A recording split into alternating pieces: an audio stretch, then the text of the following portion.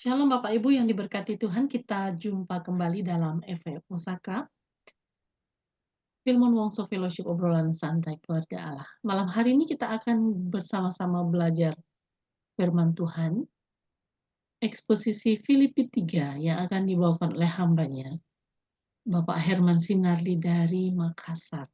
Nah, untuk hambanya, Bapak Herman, kami berikan waktu. Silakan, Pak. Ya, makasih Bu Ayu. Selamat malam Bapak Ibu yang sudah join di Osaka Philemon Wongso Fellowship. Nah, malam hari ini saya ditugaskan oleh Bu Ayu untuk mengeksposisi Filipi 3. Terima kasih atas kepercayaannya.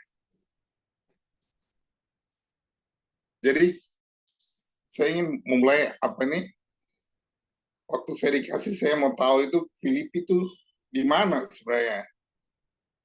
Jadi kota Filipi itu terletak di sebelah utara dari Yunani Timur. Dulu dibilang Makedonia. Mungkin sekarang sudah jadi negara Turki ya. Jadi kota ini sebenarnya sudah lama sekali berdiri. Cuma Paulus pertama kali datang ke sana itu sekitar tahun 49 setelah Masehi. Sedangkan kota ini berdiri 4 abad sebelum Paulus tiba di Filipi. Waktu itu masih diperintah oleh, kalau saya dapat adalah Tracian. Jadi tahun 356 sebelum Masehi. Dan Philip II dari Makedonia, yaitu ayah dari Alexander Agung, yang mengambil alih kota ini dan menamakannya sesuai dengan namanya, yaitu Filipi. Kemudian dia mendirikan kota ini sebagai basis militer untuk mendukung daerah yang sudah ditaklukkannya. Dan daerah ini mempunyai tambang emas yang cukup besar. Dia menghasilkan kira-kira 1.000 talenta emas setiap tahun. Dan kota Filipi juga adalah kota yang penting untuk rute melewati Asia. Jadi Filipi ini menjadi bagian dari kerajaan Romawi yang waktu itu mengalahkan Persia dalam perang.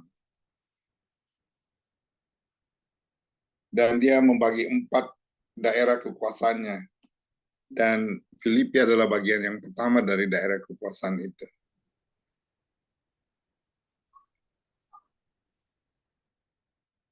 Jadi gereja di Filipi ini ditemukan oleh Rasul Paulus saat perjalanan misinya yang kedua. Itu ditulis di Kisah Para Rasul 16 ayat 1 sampai 40. Jadi Paulus mulanya datang ke Makedonia karena penglihatan di malam hari yang digambarkan ada seorang penduduk Makedonia yang memanggil-manggil dia untuk ke sana, ke Makedonia.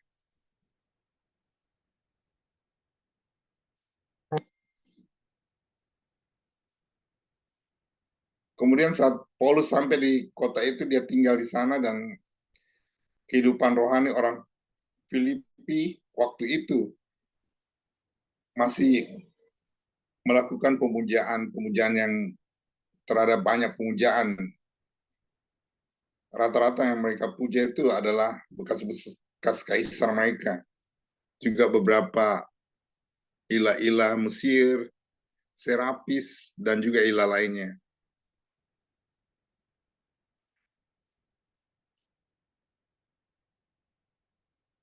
Nah, masalah pengarang, penulis kitab ini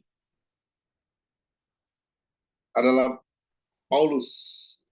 Dia mengklaim dirinya menulis. Jadi kalau kita lihat tulisan ini, dikatakan ada yang bilang Paulus menulisnya dari Roma, ada yang mengatakan dari Korintian, ada juga yang mengatakan dari Galatia. Tapi semua gaya tulisan yang ada ini adalah menunjukkan bahwa Rasul Paulus lah yang menulis kitab Filipi ini. Jadi Paulus menulis itu di Roma. Jadi jawaban tradisional adalah Paulus menulis dari Roma. selama dia di penjara di sana. Itu kita bisa baca di Kisah Rasul 28 ayat 30.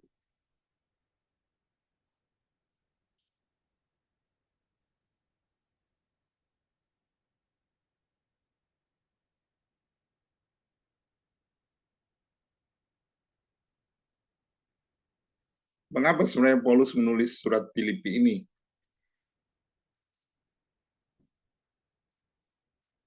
Yaitu beberapa tujuan sebenarnya dalam pikirannya. Yang pertama, jelas bahwa Paulus ingin gereja itu mengetahui apa yang terjadi dengan dirinya di dalam penjara selama dia di penjara di Roma. Kemudian rencananya kalau dia dibebaskan, itu kita baca dari Filipi 2 ayat 23 sampai 24, dan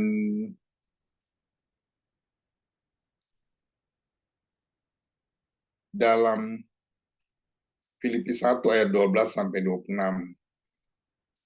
Jadi ketika Paulus menulis untuk menghilangkan sebenarnya pengajaran-pengajaran negatif, akibat saat itu banyak sekali pengajar sesat. Kemudian Paulus juga menulis untuk menyuruh Timotius ke gereja untuk melaporkan kesehatan dan rencana tentang Epaphroditus. Jadi Epaphroditus ini teman seperjuangan Paulus juga. Yang berikutnya, yang kelima, Paulus juga menulis untuk berterima kasih pada gereja untuk perhatiannya dan pemberian-pemberian mereka kepada dia. Itu kita baca dalam Filipi 4 ayat 10 sampai 20.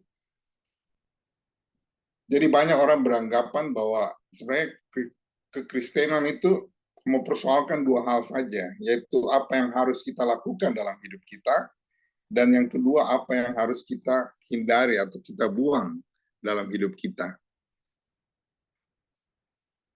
Nah, dalam bacaan hari ini juga kita melihat bahwa Paulus memang mempersoalkan dua hal tersebut. Dan selain itu, Paulus juga ada mempersoalkan hal lain yang nanti akan kita bahas. Kita akan melihat kedua hal ini. Jadi, salah satu tulisan Paulus yang indah adalah kitab Filipi ini, dengan berbagai pengajaran iman Kristen untuk menegur.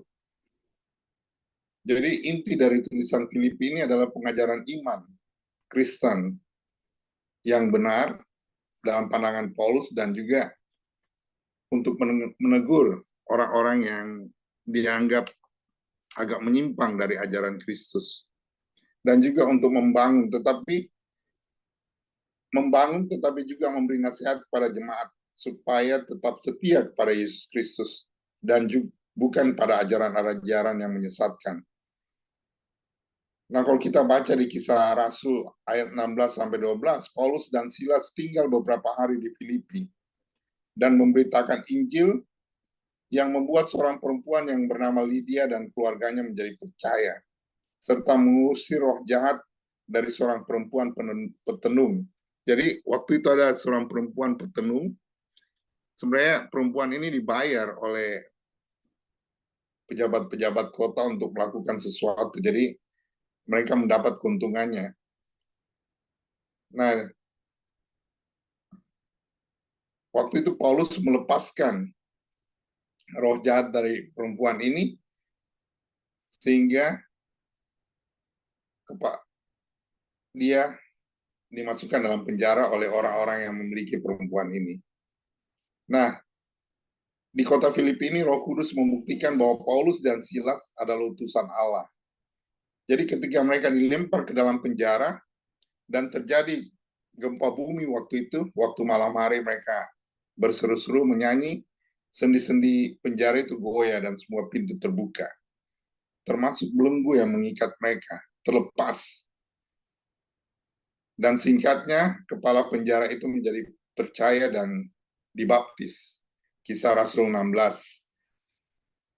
Jadi mengenai surat Filipi ini, Rasul Paulus tampaknya benar-benar memberi perhatian yang sangat besar terhadap ketahanan hidup iman jemaat dalam menghadapi para penyesat dan ajaran-ajaran sesat, terutama perdebatan tentang apakah setiap orang yang baru menjadi pengikut Yesus Kristus harus menaati juga hukum Taurat.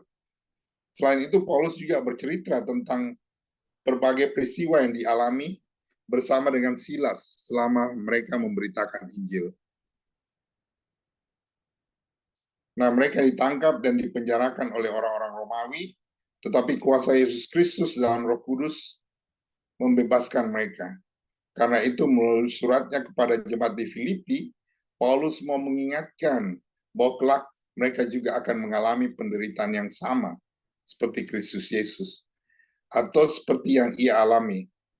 Karena itu mereka harus tetap teguh dalam iman kepada Yesus dan tidak digentarkan sedikit pun oleh lawan mereka. Itu kita baca di Filipi 1 ayat 27 sampai 30. Nah, sekarang kita akan masuk ke eksposisi di Filipi 3. Nah, kalau kita baca Filipi 3 ayat 1 sampai 16 sebenarnya ini adalah perikop yang menggambarkan keseriusan Paulus dalam menjaga persekutuan dengan orang percaya di Filipi agar mereka tetap teguh. Jadi jalan 1B, dia menuliskan hal-hal ini lagi kepadamu. Tidaklah berat bagiku untuk memberi kepastian padamu. Jadi ada keteguhan dari Paulus untuk menasihati orang di Filipi, persekutuan orang percaya, agar mereka tetap teguh pada pendirian mereka, iman mereka kepada Yesus Kristus. Dalam ayat 2 juga Paulus mengatakan, hati-hatilah terhadap anjing-anjing. Hati-hatilah terhadap pekerja-pekerja yang jahat. Hati-hatilah terhadap penyunat yang palsu. Jadi kata anjing-anjing ini adalah simbolis. Dan tadi sudah dibaca oleh Ibu Ayu, arti dari anjing-anjing itu. Jadi secara simbolis anjing-anjing itu salah satu dapat diartikan sebagai kerakusan. Jadi sifat yang rakus, yang serakah. Serakah tanpa pertimbangan hati nurani. Jadi orang-orang yang serakah, sedangkan pekerja berhati-hati terhadap pekerja-pekerja yang jahat, mengartikan orang yang bekerja seolah-olah untuk sebuah kebenaran, padahal bukan. Padahal mereka bekerja untuk kepentingan demi keuntungan diri sendiri.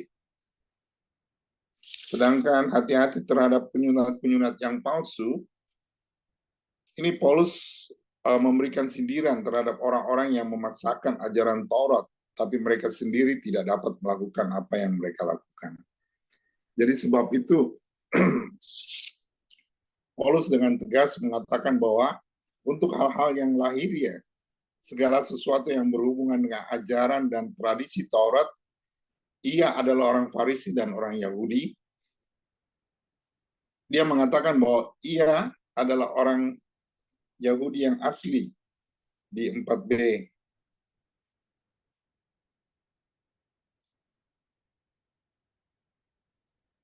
Dia juga itu sebenarnya orang Yahudi. Israel asli dari keturunan Benyamin. Bahkan sebagai penganiaya jemaat Kristen, serta keteguhan menaati hukum Taurat, dia tidak bercacat celah. Jadi kalau orang-orang itu mengaku sebagai orang-orang Yahudi yang orang Farisi, Paulus mengatakan dirinya lebih hebat lagi bahwa di ayat 5 disunat pada hari ke-8 dari bangsa Israel dari suku Benyamin, orang Ibrani asli, tentang pendirian terhadap hukum Taurat, aku adalah orang Farisi. Jadi untuk menumbuhkan keyakinan sebenarnya dari jemaat Filipi, Rasul Paulus mencontohkan dirinya bahwa kemegahan, ketenaran, dan kebanggaannya sebagai orang yang disegani di kalangan orang Yahudi ternyata tidak dapat membawa dirinya pada kepuasan hidup. Jadi kebanggaannya itu bahwa dia disunat pada hari ke-8 itu semua adalah kebanggaan.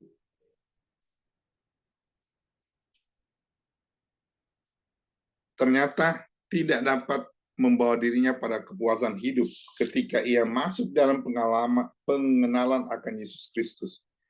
Justru pengenalan akan Yesus Kristus telah mengantar Paulus pada keyakinan bahwa Yesus Kristus adalah yang paling mulia dari segala sesuatu. Dan berada dalam Yesus Kristus bukan sebuah kebenaran karena melakukan hukum Taurat, melainkan kebenaran yang dianugerahkan Allah karena kepercayaan kepada Yesus Kristus. Karena itu segala sesuatu yang dimilikinya di luar Yesus Kristus dianggapnya tidak berguna, bahkan adalah sampah. Jadi itu ayat 7 dan 8, tetapi apa yang dahulu merupakan keuntungan bagiku, sekarang kuanggap rugi karena Kristus. Malahan segala sesuatu kuanggap rugi karena pengenalan akan Kristus Yesus, Tuhanku, lebih mulia daripada semuanya.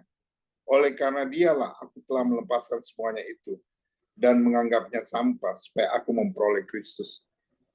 Jadi kebanggaan Paulus itu tidak ada artinya setelah dia mengenal Kristus. Jadi selanjutnya yang lebih penting dari pengenalan akan Yesus Kristus, sebenarnya lebih penting lagi menurut Paulus adalah keyakinannya atas suatu kebangkitan.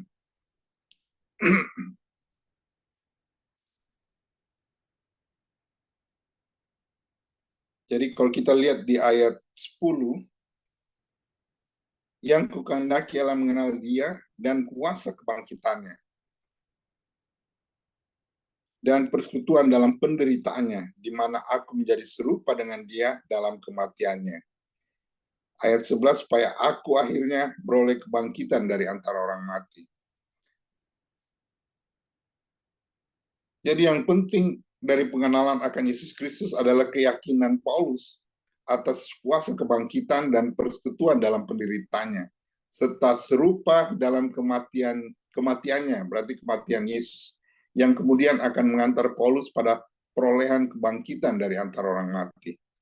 Nah, untuk masuk inilah Paulus pernah berkata bahwa bagiku hidup adalah Kristus dan mati adalah keuntungan. Ini Filipi 1 ayat 21 sebenarnya. Jadi kita akan membahas ayat 10. Kalau kita lihat secara gramatikal, bagian ini tidak berdiri sendiri. Jadi ayat 10 ini dia justru menerangkan ayat 7 sampai 9. Tetapi apa yang dulu merupakan keuntungan bagiku, sekarang kuanggap rugi karena Kristus.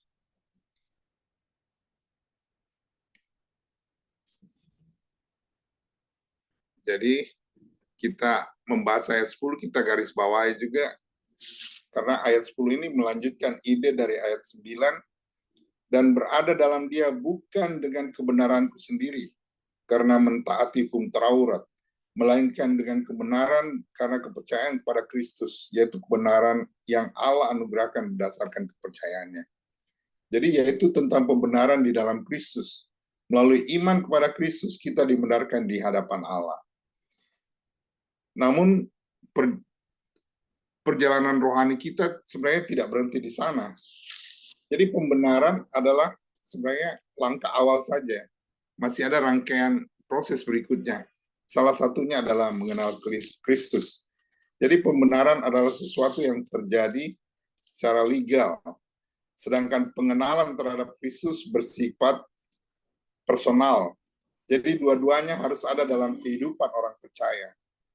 Jadi tanpa pembenaran, pengenalan terhadap Kristus hanya akan menjadi teologi yang tidak membawa transformasi sendiri. Jadi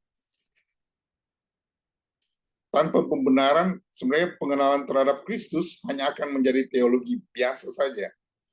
Jadi dia tidak membawa transformasi diri, tidak membawa perubahan dalam hidup kita. Sedangkan tanpa pengenalan, kalau kita tidak mengenal Kristus, pembenaran hanyalah sebuah spekulasi yang tidak terbukti.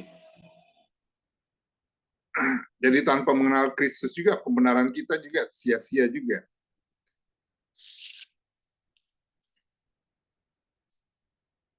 Jadi objek pengenalan ini ada 3. Jadi kebangkitannya, kematiannya, dan kematiannya.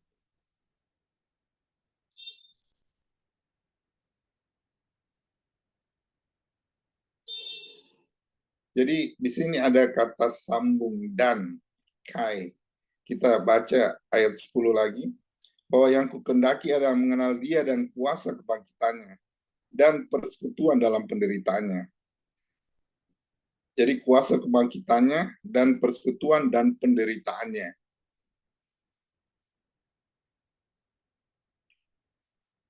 Jadi sebenarnya yang kukendaki adalah mengenal dia. Mengenal dia di ayat 10 ini sebenarnya dan itu bisa dikatakan diartikan sebagai kai itu ada artinya yaitu kuasa kebangkitannya. Jadi yang kukendaki adalah mengenal dia dan kuasa kebangkitannya, dan di situ dimaksudkan yaitu kuasa kebangkitannya dan persekutuan dalam penderitaannya. Jadi opsi ini secara konseptual lebih masuk akal mengenai Kristus tidak terpisah dari kematian dan kebangkitannya. Lagi pula ayat 10b ini dan persekutuan dalam penderitaannya selanjutnya hanya menyoroti kematian dan kebangkitannya. Jadi jika objek pengenalan ada 3, mengapa ayat ini hanya menganggapnya 2 saja? Jadi kalau kita lihat di sini dibilang kuasa kebangkitannya, persekutuan dalam penderitaannya, dan mengenal akan dia. Jadi ada 3, sedangkan Paulus menggarisbawahi yang 2 saja, yaitu kuasa kebangkitannya dan persekutuan dalam penderitaannya.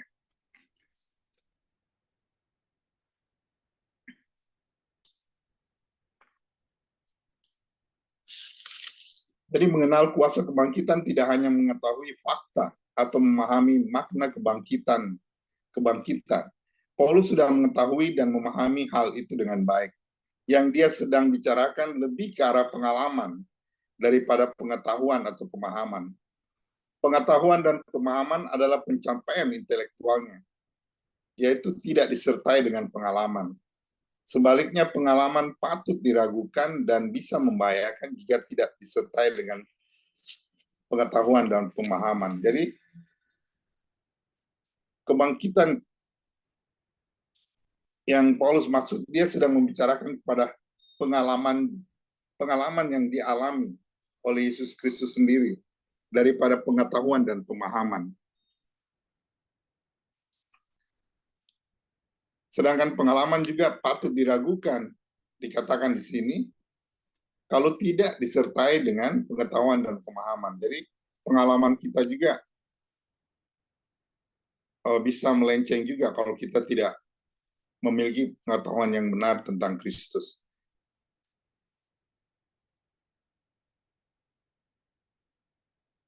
Jadi persekutuan dalam penderitaan Kristus juga menyiratkan aspek personal kata persekutuan atau koinonia. Jadi mengandung ide mengambil bagian dalam persekutuan. Jemaat Filipi mengambil bagian dalam pekerjaan pemberitaan Injil dengan cara mengutus Epaphroditus untuk melayani keperluan Paulus di penjara dan menyediakan kebutuhan material Paulus. Itu dalam Filipi 4:14-18. Dan di dalam Kristus kita juga memiliki persekutuan yang konkret dan intim. Jadi persekutuan ini dicontohkan bagaimana Epaphroditus melayani selama Paulus di penjara, dia yang melayani kebutuhan-kebutuhannya. Jadi persekutuan serupa dengan Kristus dalam kematiannya, kalau kita lihat di 10b, persekutuan dalam penderitaannya, serupa dalam kematiannya.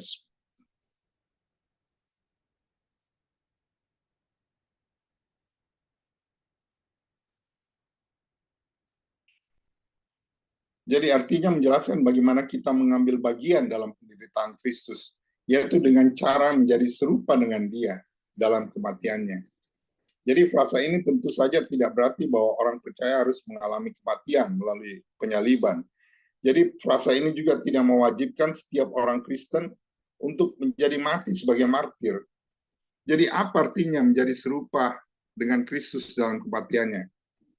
Dalam teologi Paulus, menjadi serupa dengan kematian Kristus dapat merujuk pada kematian terhadap dosa. Jadi ketika Kristus mati, semua orang yang ditebusnya juga mengalami kematian itu bersama dengan dia. Jadi partisipasi dalam kematian Kristus ditunjukkan melalui pertobatan dan pengudusan hidup.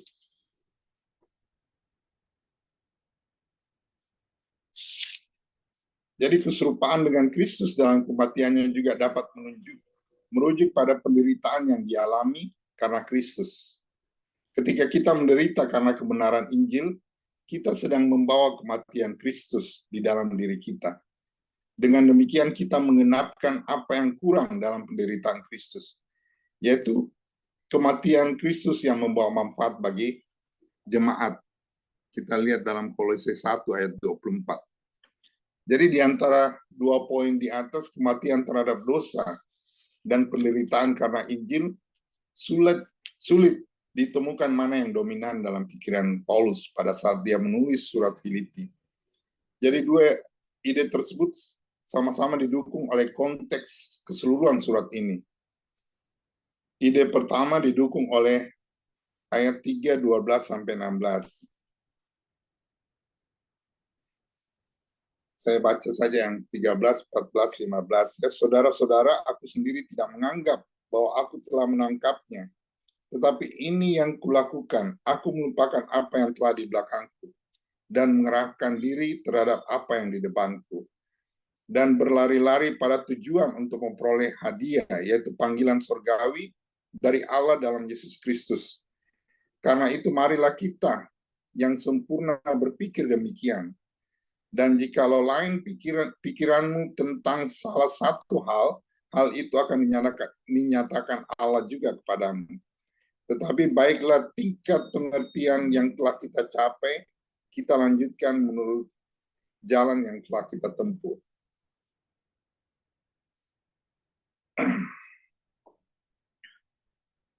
Jadi tidak seperti para pengajar sesat yang merasa diri sudah sempurna, Paulus terus-menerus berupaya menjadi pribadi yang lebih baik di hadapan Allah.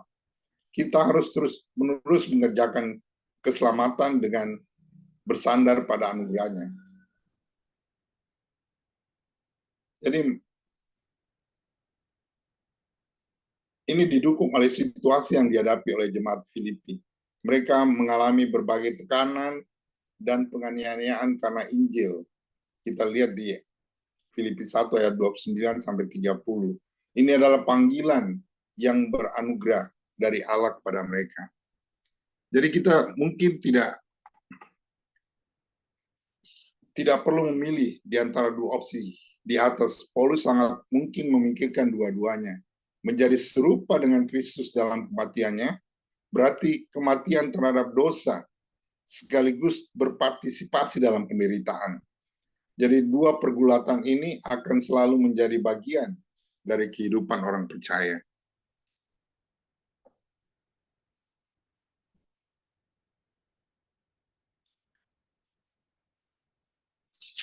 Ayat 11, kebangkitan dari orang mati. Jadi orang-orang Kristen bukan penyuka penderitaan. Jadi kita sebenarnya orang Kristen ini tidak suka juga penderitaan. Kita tidak boleh mencari penderitaan.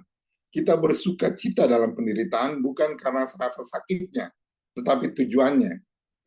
Jadi kalau kita menderita itu bukan karena rasa sakitnya, tetapi tujuannya adalah supaya aku akhirnya beroleh kebangkitan dari antara orang mati. Jadi penderitaan kita artinya supaya kita akhirnya beroleh kebangkitan dari antara orang mati. Jadi hal di atas tentu saja tidak berarti bahwa kebangkitan kita atau keselamatan akhir ditentukan oleh penderitaan kita. Jadi kebangkitan kita bukan karena penderitaan kita. Paulus sudah menegaskan bahwa pembenaran yang dia terima berdasarkan iman bukan perbuatan baik.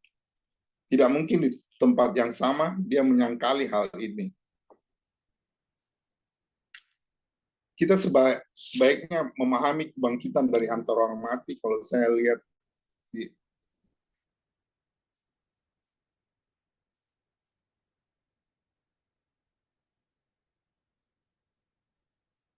ayat 11 tadi, supaya aku akhirnya beroleh kebangkitan dari antara orang mati. Itu sebagai rujukan terhadap kemuliaan di akhir zaman daripada keselamatan. Jadi keselamatan kita tidak ditentukan oleh seberapa besar kita menderita bagi Tuhan. Selanjutnya kita juga perlu memahami bahwa yang sedang dibicarakan oleh Paulus bukan syarat bahwa kita menderita untuk selamat, tetapi konsekuensinya. Siapa saja yang menderita karena Kristus akan dimuliakan bersama-sama dengan Kristus. Jadi bukan syarat kita harus menderita, tapi konsekuensi karena kita menderita kita dimuliakan. Jadi siapa yang tekun menanggung penderitaan karena Kristus juga kelak akan memerintah bersama Kristus. Jadi mereka yang telah kehilangan segala sesuatu karena iman, mereka akan menerima balasan yang setimpal di sorga. Jadi ini dalam Matius, disebutkan juga dalam Matius 19:27 ayat sampai 30, bahwa mereka yang telah kehilangan segala sesuatu karena iman mereka, mereka akan menerima balasan yang setimpal di surga. Jadi seringkali kita menyiratkan suatu kemungkinan atau ketidakpastian.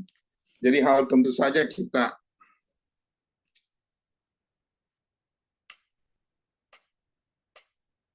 tidak sesuai dengan pernyataan Paulus di tempat lain yang penuh dengan kepastian. Jadi kata-kata Paulus dikatakan di sini, akhirnya,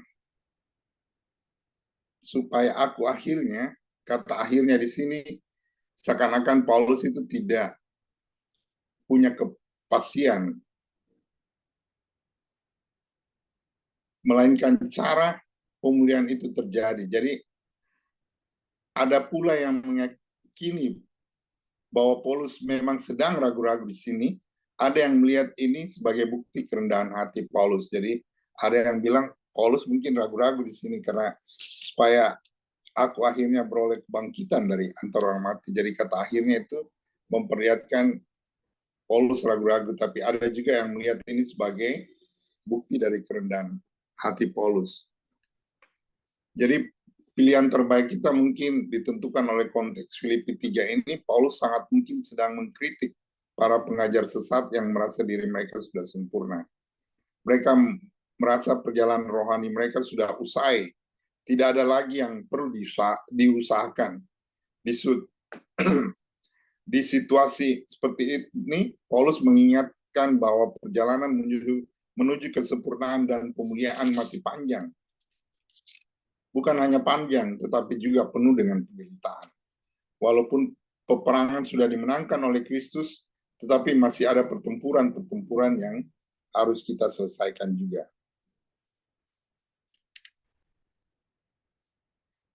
Jadi, akhirnya supaya kita memperoleh keselamatan juga itu artinya kita berusaha menghadapi banyak-banyak pertempuran-pertempuran walaupun kita sudah dimenangkan oleh Kristus.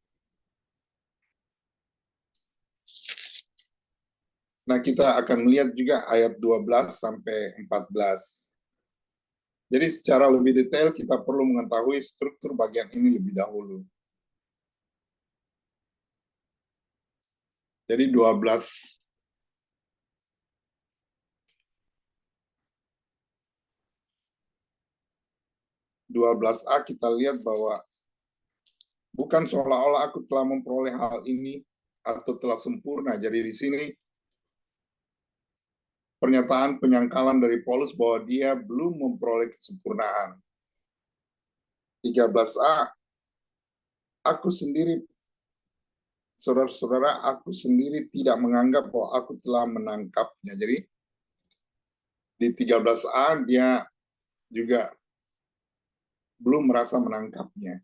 Jadi menangkap apa?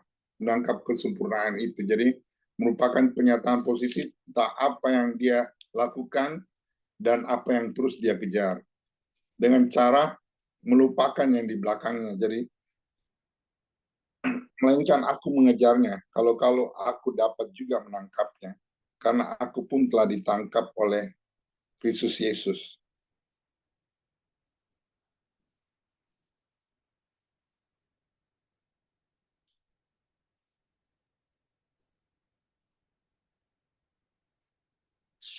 di 13b dia juga mengatakan bahwa dia melupakan apa yang di belakang dan mengarahkan diri ke depan. Menerangkan tujuan dari semua usaha ini yaitu menangkap sesuatu atau memperoleh hadiah berupa panggilan sorgawi dalam Kristus Yesus. Jadi ungkapan masing-masing bagian diterangkan oleh bagian paralelnya, padanannya. Begitu pula sebaliknya. Dengan kata lain, seperti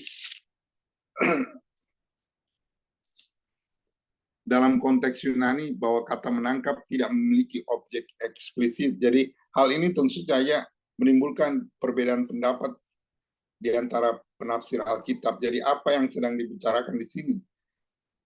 Jadi cara terbaik kalau aku dapat menangkapnya diterangkan dengan sebagai berikut, karena aku pun telah ditangkap oleh Kristus. Jadi dalam keterangan ini tersirat bahwa apa yang ditangkap juga berkaitan dengan Kristus. Jadi dugaan ini didukung oleh pembahasan di bagian sebelumnya, yaitu ayat 8b. Oleh karena dialah aku telah melepaskan semuanya itu dan menganggapnya sampah, supaya aku memperoleh Kristus. Di bagian ini kata kerja memperoleh juga dikaitkan dengan Kristus.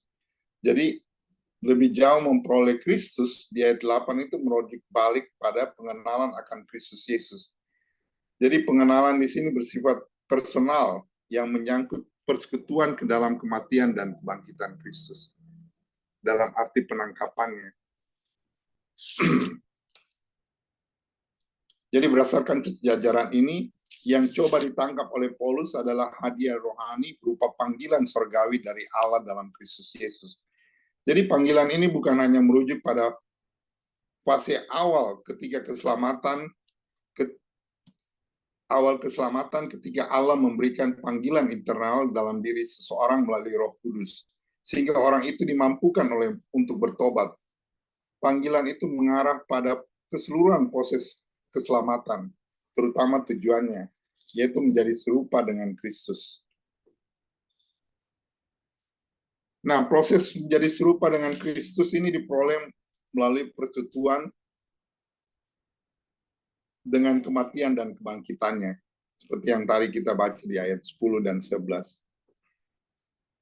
Nah, bagaimana kita mengejar hal itu?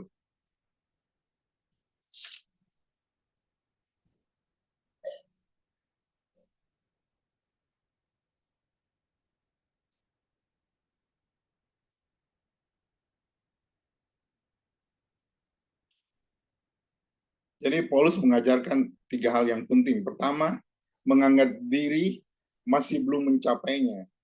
Jadi Paulus mengungkapkan hal ini dengan 3 cara yang berbeda. Bukan seolah-olah aku telah memperoleh hal ini.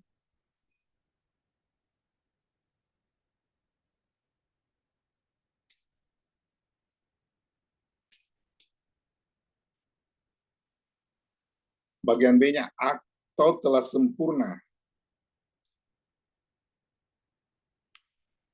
Melainkan aku sendiri tidak menganggap bahwa aku telah menangkapnya.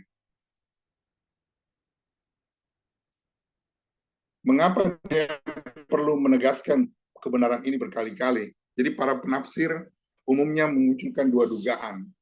Menghindari kesalahpahaman sekaligus mengkritik para penyesat sesat. Paulus juga tidak ingin dianggap sombong dengan ucapannya, seperti yang tadi dikatakan ayat 10 dan 11. Supaya aku akhirnya memperoleh kebangkitan dari antara orang mati. Padahal dia sama sekali tidak bermaksud memegahkan diri. Dia memang masih terus-menerus berada dalam proses mengambil bagian dalam kematian dan kebangkitan Kristus. Jadi Paulus juga sangat mungkin sedang menyindir para guru sesat dari kalangan Yudaisme yang menganggap diri sudah sempurna. Mereka memegahkan kelebihan-kelebihan mereka secara jasmani sebagai orang Yahudi. Kebanggaan inilah yang membuat mereka merasa diri lebih saleh dari orang lain. Jadi berusaha keras untuk lebih maju. Kata kerja yang digunakan untuk menggambarkan usaha Paulus menyiratkan semangat dan kerja keras. Kata mengejar muncul 2 kali dalam 12 dan 14. Jadi ayat 14, dan berlari-lari kepada tujuan untuk memperoleh hadiah, yaitu panggilan surgawi dari Allah dalam Kristus.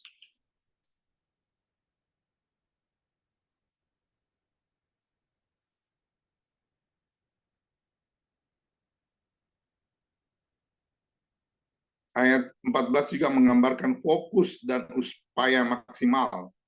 Jadi kebenaran ini perlu didengungkan lebih keras. Mengakui kekurangan adalah salah satu hal, dan berusaha untuk menjadi lebih baik adalah hal yang berbeda.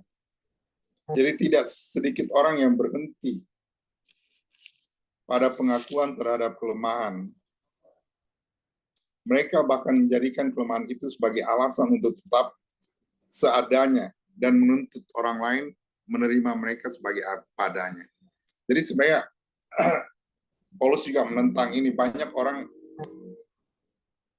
mengakui kelemahannya, bahwa aku tidak bisa begini, belum bisa misalnya menyampaikan firman Tuhan, sehingga ada alasan untuk orang lain menerima mereka apa adanya. Jadi Paulus sangat menentang hal itu. Dia menyadari bahwa pertumbuhan rohani tidak terjadi dalam sehari, apalagi tanpa usaha yang sepenuh hati. Jadi pertumbuhan rohani membutuhkan disiplin rohani. Sama seperti seorang atlet tidak mungkin mendapat hadiah jika dia tidak berlomba dengan sungguh-sungguh. Demikian pula kita tidak akan bertumbuh jika kita tidak sungguh-sungguh. Jadi secara spesifik Paulus menerangkan bahwa bagaimana cara berlari yang baik. Dia menggunakan 2 hal untuk menjelaskan hal ini. Jadi melupakan apa yang di belakang dan mengarahkan diri ke depan. Dua-duanya penting. Dua-duanya diambil dari metafora pertandingan atletik kuno. Jadi pertandingan atletik sangat penting untuk tidak mengecek seberapa jauh jarak yang sudah ditempuh atau pelari lain yang ada di belakang. Selain tidak ada gunanya, sikap tersebut juga bisa mendatangkan kerugian. Tiap detik sangat berharga. Menoleh bisa mengurangi kecepatan. Menoleh bisa membuat pelari itu juga jatuh. Jadi dalam pergumulan rohani kita juga perlu melakukan apa yang di belakang. Hal ini tentu saja tidak berarti bahwa kita benar-benar tidak mengingat apapun di masa lalu. Paulus sendiri masih mengingat jelas masa lalunya. Melupakannya di belakang artinya menjaga apapun di masa lalu kita yang bisa menghindari tujuan di depan. Jadi masa lalu yang baik dengan segala kelebihannya bisa menjadi sampah yang merugikan. Begitu pula dengan masa lalu yang buruk. Orang bisa terjebak dalam kepahitan, kekecewaan yang menghancurkan. Intinya, apapun masa lalu kita, tidak boleh mendefinisikan siapa kita. Jadi, masa lalu Paulus yang bagus pun, setelah dia mengenal Yesus, dia menganggap sebagai sampah. Apalagi masa lalu yang buruk. Kita biasa terjebak dengan kekecewaan kalau kita mengingat masa lalu bagaimana orang biasa menelikung kita, jadi kita tidak bisa menghadap ke depan.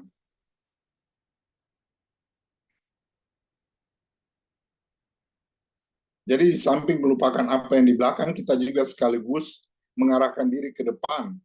Jadi kata mengarahkan diri secara harafiah berarti merentangkan atau mengulurkan tubuh. Biasa kita lihat dalam perlombaan atletik, apalagi pada saat dekat finish, banyak sekali pelari-pelari yang mendorong tubuhnya mereka ke depan sesaat sebelum mencapai garis akhir. Supaya mereka bisa terhitung lebih cepat dari pesaingnya. Jadi penting bagi kita untuk selalu melihat ke depan dan melakukan apapun untuk sampai pada tujuan. Nah, usaha ini mungkin menuntut kita untuk berani keluar dari zona nyaman kita. Kita mungkin harus melangkah extra mile atau melebihi batasan normal. Kalau tidak ada kemajuan, jangan menyalahkan keadaan. Berlari lebih kencang, rentangkan badan. Jadi, kata-kata extra mile ini penting sekali bahwa kita melakukan lebih dari orang lain untuk mencapai sesuatu.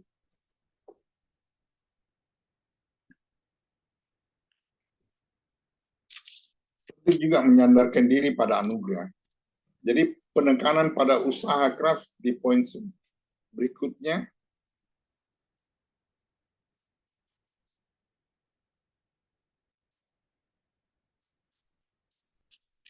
Penekanan pada usaha keras di poin sebelumnya mungkin bisa menimbulkan kesan bersandar pada kekuatan manusia. Tidak ada ruang kasih karunia. Kesan ini tentu saja keliru.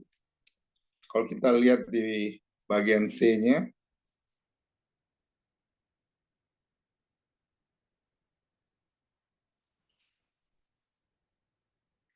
karena di situ ada aspek anugerah.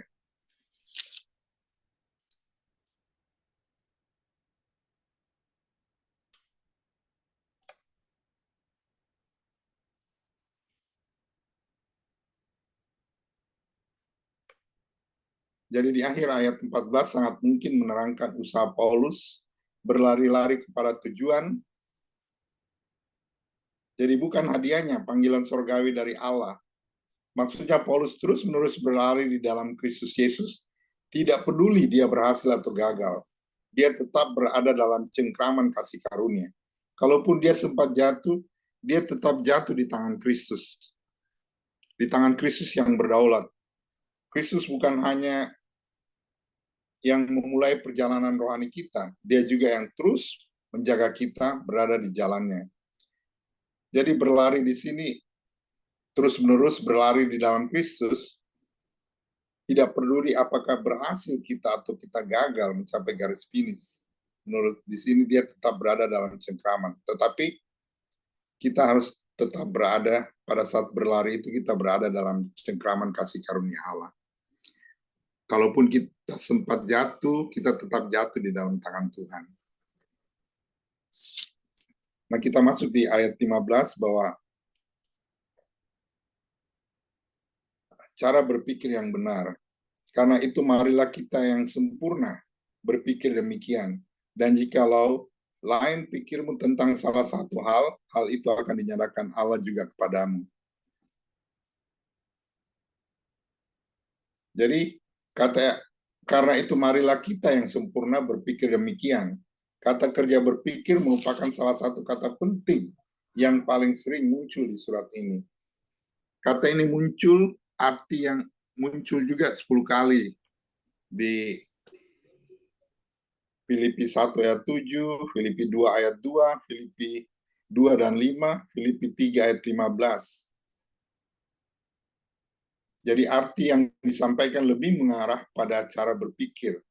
Apakah daripada apa yang dipikirkan?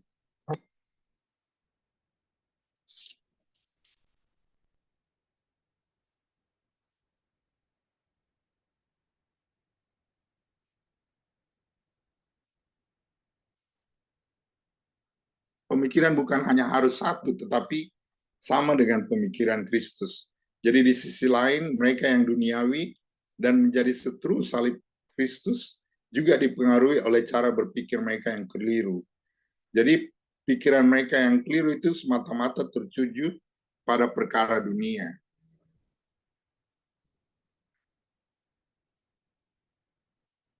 Jadi yang menarik juga di garis bawahi adalah kata-kata yang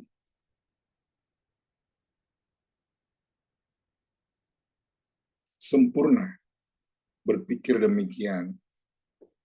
Jika memang semua orang belum menjadi sempurna, mengapa Paulus menggunakan kata sempurna untuk sebagian jemaat Filipi? Apakah dua ayat tersebut kontradiktif? Tentu saja tidak. Ada 3 kemungkinan jawaban. Jadi Paulus mungkin sedang menyindir para pengajar sesat yang menganggap diri mereka sudah sempurna. Dengan kata lain, merupakan sebuah sarkasme. Kemungkinan lain Paulus juga sedang memikirkan kesempurnaan secara posisional di dalam Kristus. Di dalam Kristus semua orang percaya sudah disempurnakan, walaupun mereka secara aktual belum sempurna. Jadi sempurna itu menurut Paulus bahwa di dalam Kristus kita semua orang percaya ini sudah disempurnakan. Meskipun dalam aktualnya, faktanya kita sebenarnya belum sempurna. Jadi kemungkinan lain juga kata ini digunakan dengan arti yang berbeda, lebih mengarah pada dewasa daripada sempurna.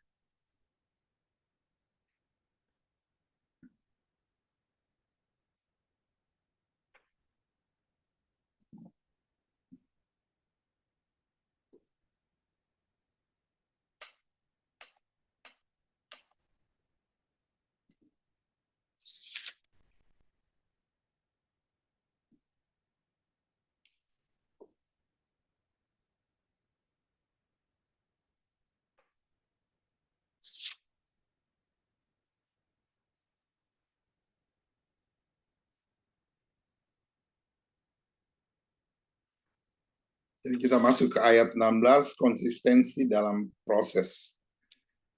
Tetapi baiklah tingkat pengertian yang telah kita capai, kita lanjutkan menurut jalan yang telah kita tempuh. Jadi konsistensi dalam proses. Jadi baiklah tingkat pengertian yang telah kita capai, kita lanjutkan menurut jalan yang telah kita tempuh. Jadi perjalanan seringkali tidak semudah yang dipikirkan atau diharapkan. Jadi pemikiran yang benar memang diperlukan, tetapi bukan satu-satunya jaminan. Ada banyak tantangan di tengah jalan yang siap menguji. Jadi Paulus juga mendorong jemaat di Filipi ini melanjutkan menurut jalan yang telah kita tempuh. Dalam tulisan Paulus menurut pada tindakan mengikuti jejak pimpinan atau patokan. Jadi ide yang dimaksud di ayat itu adalah mengikuti sebuah standar tertentu. Jadi standar yang dimaksud adalah apa yang telah dicapai. Jadi secara tepat menambahkan bahwa apa yang telah dicapai ini berkaitan pada tingkat pengertian. Hal ini sesuai dengan penekanan pada cara berpikir di ayat 12 sampai 16. Jadi pertumbuhan rohani seseorang tidak bisa dipisahkan dari cara berpikir orang itu. Mereka yang akal budinya terus-menerus ditransformasikan oleh Roh Allah akan lebih mudah memahami kehendak Allah.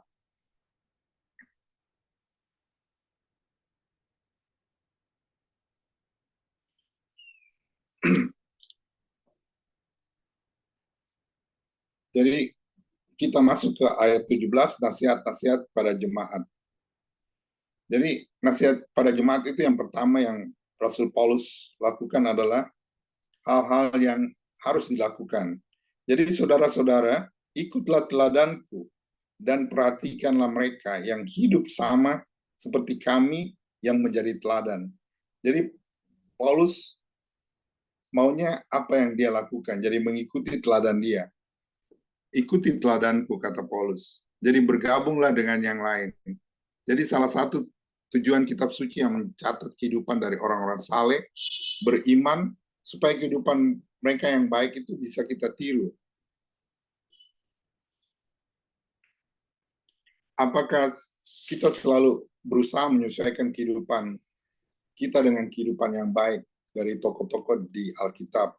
Jadi sering kita dengar khotbah atau penyampaian firman Tuhan dengan memberi contoh dari tokoh-tokoh Alkitab, di mana kita diminta untuk ikut apa yang dilakukan oleh tokoh-tokoh itu, sehingga mereka kuat dan setia di dalam Tuhan.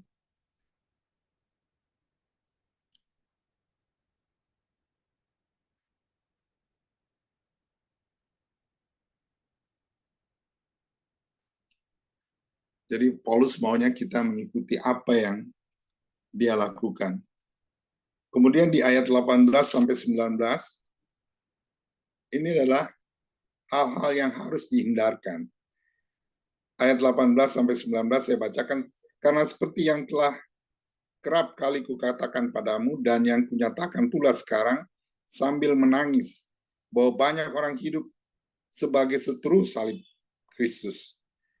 Kesudahan mereka ialah kebinasaan. Tuhan mereka ialah perut mereka. Kemuliaan mereka ialah aib mereka. pikiran mereka semata-mata tertuju pada perkara-perkara dunia. Jadi ini menunjukkan bahwa hamba Tuhan tidak boleh bosan dalam memperingatkan jemaatnya dan tidak boleh bosan dalam mengulang suatu ajaran yang dianggap penting. Tetapi ini juga menunjukkan bahwa jemaat juga tidak boleh bosan pada waktu diperingatkan atau pada waktu mendengar sesuatu yang sudah pernah mereka dengar. Jadi Rasul Paulus di sini maunya hamba-hamba Tuhan atau penatua-penatua itu kalau menasihatkan orang tidak apa-apa berulang-ulang kata. Yang kedua, Paulus juga menyatakan ini sambil menangis di 18b. Jadi mengapa Paulus sedih? Karena orang-orang waktu itu hidup di dalam dosa. Orang Kristen, apalagi hamba Tuhan yang sejati, harus sedih kalau mendengar adanya orang Kristen, meskipun Kristen KTP, yang hidup di dalam dosa. Kita masih sering mendengar ini. Baru-baru dia Pak Freddy mengatakan ini di dalam diskusi ya. Karena orang-orang yang hidup di dalam dosa itu banyak jumlahnya. Di 18C itu banyak jumlahnya. Dan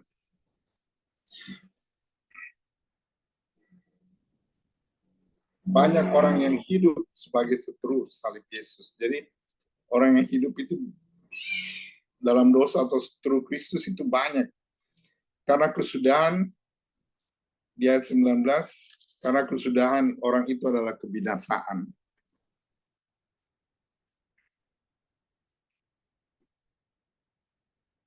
Biasanya kita tidak sedih, tetapi iri melihat kehidupan orang-orang yang bejat. Karena yang kita soroti adalah kehidupan jasmani dia, kehidupan duniawi dia. Tetapi kita tidak pernah menyoroti kehidupan mereka secara rohani. Jadi khususnya kehidupan kesudahan hidup mereka.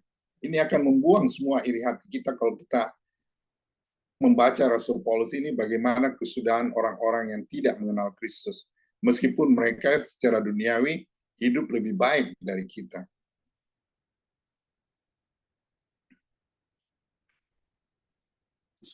Dan kita juga biasa bersikap acuh tak acuh, bahkan menjadi jengkel, benci pada orang-orang seperti itu yang tidak mempunyai kasih. Jadi kita harus rubah. Harusnya kita justru mengasihi mereka yang hidup dalam itu dan berusaha agar mereka juga diselamatkan.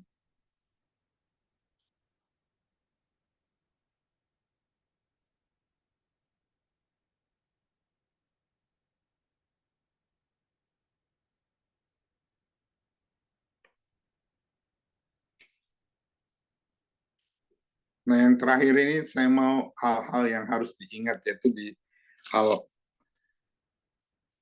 ayat 20 dan 21. Karena kewargaan negara kita, ayat 20, karena kewargaan kita adalah di dalam sorga.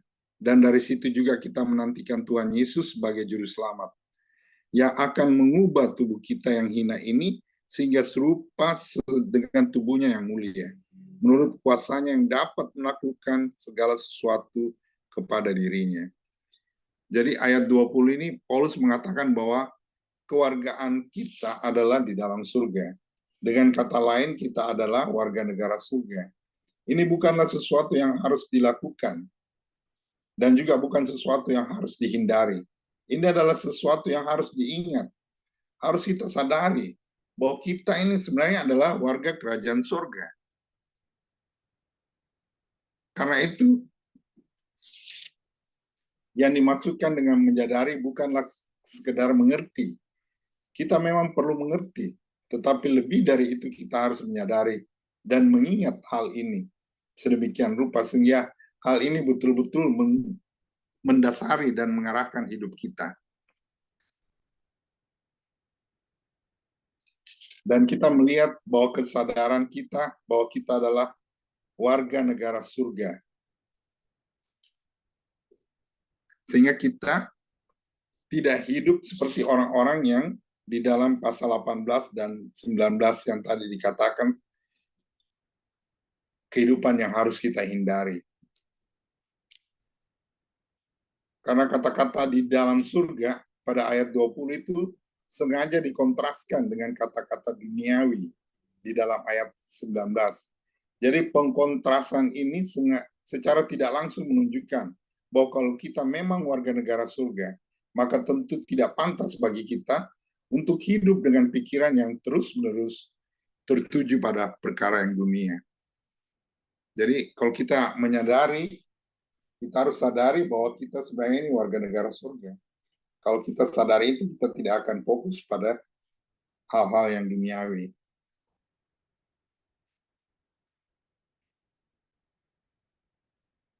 Nah, pada saat membicarakan hal ini, Paulus membicarakan dua hal.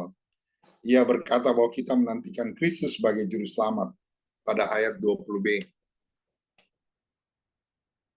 Ini aneh, mengapa ia tidak berkata bahwa kita menantikan Kristus sebagai hakim? Dia mengatakan menantikan Kristus sebagai juru selamat. Jelas bahwa Kristus memang akan datang kedua kali sebagai hakim. Tetapi Paulus mengatakan bahwa kita menantikan Kristus sebagai juru selamat. Karena ia berbicara kepada orang Kristen. Sekalipun kita juga akan menghadap tahta pengadilan Kristus, tetapi kita tidak mungkin dihukum. Yang kita terima saat itu adalah penyempurnaan keselamatan kita. Jadi itulah Paulus tidak berbicara tentang penghakiman di ayat 20b. Dari situ kita juga menantikan Yesus Kristus sebagai juru selamat. Karena dia berbicara kepada orang-orang Kristen. Karena Yesus datang bukan sebagai hakim bagi orang Kristen, tetapi sebagai penyempurna keselamatan. Nah, saat itu tubuh kita akan diubah menjadi seperti tubuh Kristus yang mulia. Hal ini mungkin karena kemahakuasaan Kristus. Kalau kita baca di 21b, sehingga serupa dengan tubuhnya yang mulia, menurut kuasanya. Jadi menurut kuasa Tuhan kita dapat menjadi seperti Kristus. Jadi kesadaran kita tentang kedua hal itu menyebabkan kita makin rindu menantikan kedatangan Kristus yang kedua kali.